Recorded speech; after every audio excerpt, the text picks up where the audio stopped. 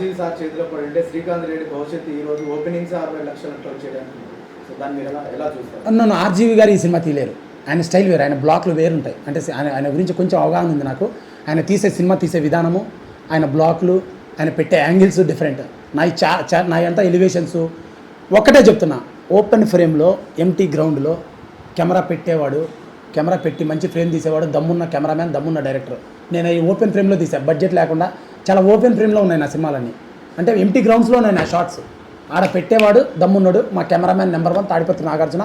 గట్టిగా వినపడుతుంది ఇండస్ట్రీలో, కొన్ని రోజులు వెయిట్ చేయండి. మీకు దమ్ముందా, ఛాలెంజ్ చేసే దమ్ముందా, రివ్యూ చెప్పే వాళ్ళకి. ఒకడు లైట్ బాగాలేదు అంటాడు, ఒకడు అమ్మాయికి మొన్న ఒక సినిమా తెచ్చా, ఒక పెద్ద అతను బిగ్ బాస్ సోయల్ ఆయన చెమట ఉంది అంటాడు. మనుషులకు చెమట పట్టదురా, ఎర్రిపుక్క మనసులకు చెమట పట్టదా? చెమట పట్టింది బొచ్చు, నువ్వు షూటింగ్ చేయరా, నీ మొఖాన లైటింగ్ సరిగా ఉండదు, నువ్వు చేసే వీడియోకి నీ మొఖాన లైటింగ్ సరిగా ఉండదు, కానీ నువ్వు